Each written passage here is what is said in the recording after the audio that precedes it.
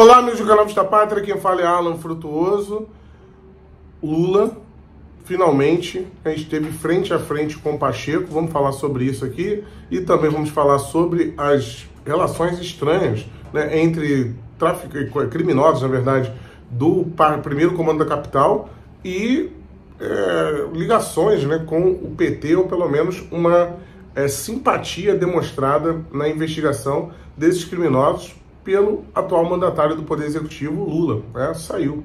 Vamos entender melhor isso, mas eu quero já começar aqui com um ponto, né, chave, que foi a reunião do Lula ontem com o Lira. Primeiro ele fugiu, né, o Lula fugiu da reunião ontem pela parte da manhã, ele estava com pneumonia, aí de repente ele melhorou da pneumonia à noite e foi falar com o Lira. Aí eu fui observar, né, e apurar para poder ver se tinha saído alguma coisa dali, algum entendimento. Saiu nada. Não teve acordo na reunião com o Lula. O Lira permanece no impasse, ele permanece na sua posição aí, né, de votar as MPs do presidente Jair Bolsonaro, que serão votadas no regime atual, né, ou da época da pandemia, e não vai acatar, né, ele vai continuar a obstrução com o Senado, né? Ele não vai abaixar a cabeça para o Pacheco. Inclusive, ele também ontem resolveu comprar mais uma briga, dessa vez com o Supremo Tribunal Federal. Ele deu uma resposta para o Supremo, uma resposta formal. O Supremo questionou sobre a questão das MPs, e ele falou: a MP é assunto do Congresso e vai ser resolvido aqui. Deu uma banana para o Supremo Tribunal Federal, né? Abrindo aí mais um ponto de desgaste. Inclusive ele já tinha falado que se tivesse ordem do Supremo Tribunal Federal para interferir nisso, ele não iria, não iria cumprir a ordem do Supremo. Então a coisa acirrando aí. Aí, obviamente, depois dessa posição, o Lira, ele vai para cima, depois dessa resposta, né, para o Supremo Tribunal Federal, o Arthur Lira vai e emite um ofício, né, formal, pedindo para que o Pacheco tenha a dignidade de convocar uma sessão do Congresso para poder debater esse assunto. E vejam só como na política as coisas são convergentes, né? Lembrando que a sessão do Congresso, ela também vai servir para poder ler o requerimento da CPMI do dia 8 de janeiro, que mantém as assinaturas, o governo não conseguiu dobrar os deputados, e o Lira, ele pede essa sessão e ainda diz, né, tenha dignidade, se digne a convocar uma sessão do Congresso. Mas ele está fazendo esse pedido, não é nem pela CPMI, ele está falando pela aquela questão institucional que eu falei ontem aqui no vídeo da noite, né, de que a casa deve ser, a Câmara dos Deputados deve ser, na verdade eu não falei aqui, eu falei no Instagram. Pessoal, me siga lá no Instagram, tenho feito lives lá e batido papo com o pessoal. Eu falei no Instagram isso, que ele, na verdade, né, ele está pegando o interesse dele, que é o interesse de poder, e também está valorizando o interesse institucional, algo que de fato é bom da Câmara dos Deputados ser a casa iniciadora, né, e não permitir os jabutis que são incluídos lá no Senado Federal, e também essa desproporcionalidade para uma medida provisória tramitar, né, ela é necessária na comissão mista 12 deputados e 12 senadores, sendo que tem muito mais deputado que senador, sendo que o deputado é o representante do povo. O senador é o representante da federação. Então tem essa diferença. Por isso que a eleição para o Senado é diferente, por isso que a composição é diferente, 3 senadores por estado da federação, né? E quem é representante do povo mesmo é o deputado. E é por isso que o Lira entende, bate o pé que tem que ser a casa iniciadora. Então mantém essa briga institucional. O Alexandre Padilha, que é o ministro das Relações Institucionais do Lula, tentou passar um pano, né? Aí eu fui ver a declaração do Padilha. É basicamente assim: gente, não saiu nada, tá? Não teve avanço nenhum, mas o Lira veio falar com o Lula. Demonstra que tem esse canal aberto de diálogo. Tem canal aberto de diálogo, mas o Lira mantém a posição e não deu o braço a torcer. Tá? Então, um ponto relevante. E agora ele compra essa briga também com o Supremo Tribunal Federal, né?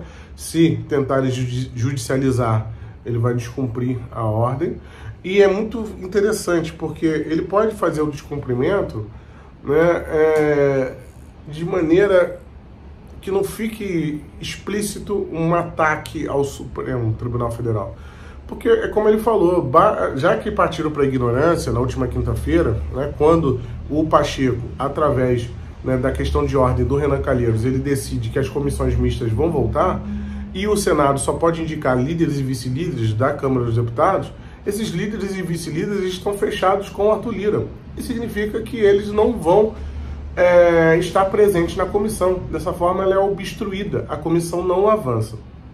E estamos falando de várias MPs, inclusive vou colocar algumas na tela aí para vocês verem, né, as MPs que vão caducar.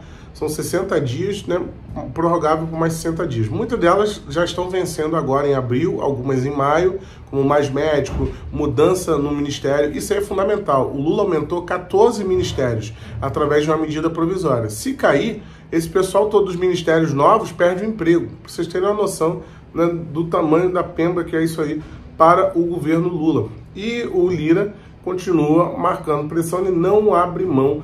E aqui a briga ela vai além, né? Como eu falei, não é só cargos, tem também a questão que ele entende que esse poder tem que ser iniciado pela Câmara. E vale um detalhe curioso, pessoal. O Rodrigo Pacheco, foi ontem, na sexta-feira, ele deu andamento num projeto de lei que altera a estrutura da lei para o impeachment, né? Para a instauração de um processo de impeachment. Obviamente, isso para beneficiar Lula, né? É o cara que pode cair e está nas mãos do Lira. Só que aí ele compra uma briga com o Lira. Então, no meio dessa guerra, o Pacheco vai lá e tenta tirar o poder do Lira de iniciar o processo de impeachment. Conclusão: esse processo, esse projeto de lei, simplesmente ele pode caducar na Câmara dos Deputados, né? E morrer. O Lira tem o poder de matar também esse projeto de lei, para vocês entenderem como está o nível do negócio, né? Então, ontem, mais uma reunião que não saiu nada, e você viu o desespero dos ministros, né, tentando dar um ar de normalidade. O Padilha até disse, nossa, estão vendo crise em tudo. Mas é óbvio, isso é uma tremenda crise institucional. Medidas provisórias que não serão votadas, né, porque não há um consenso sobre o trâmite, o rito de tramitação das MPs. Isso é sim uma crise institucional, inclusive com o presidente da Câmara dizendo que não vai cumprir decisão do Supremo Tribunal Federal. Então eles estão tentando apagar o sol com a peneira, demonstra que o desespero é muito grande dentro do governo do PT. Rapidamente, para a gente falar desse assunto aí, que depois eu quero trazer um vídeo detalhado só sobre isso, mas pontos estranhos, né? O homem que foi solto pelo Supremo Tribunal Federal em 2022, que era ali um dos componentes da quadrilha para poder matar o Sérgio Moro, ele utilizou o advogado do filho do Lula, o mesmo advogado, né, que defendeu o Lulinha durante a Operação Lava Jato. Então esse advogado ele tem um trânsito com o Supremo Tribunal Federal, e é normal assim, existe alguns advogados, alguns escritórios que eles se especializam, né, justamente em tribunais superiores. Então, obviamente, esse advogado aí, ele é especialista, ele tem um trânsito mais fácil lá no Supremo Tribunal Federal, e ele foi utilizado por esse membro do PCC. Coincidência, né?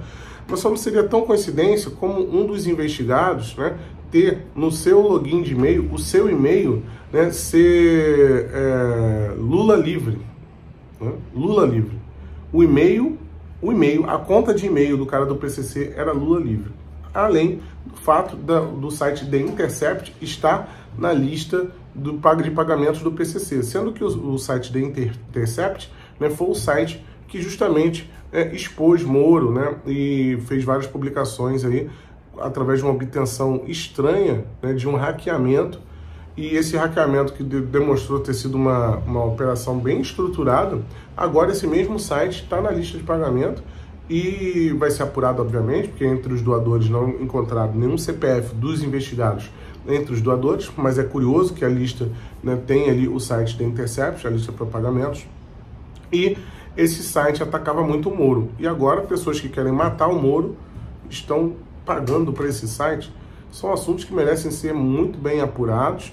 O ministro da propaganda do Lula, o Paulo Pimenta, ele resolveu atacar a Gabriela Hart, né, que é a juíza que determinou aí a operação.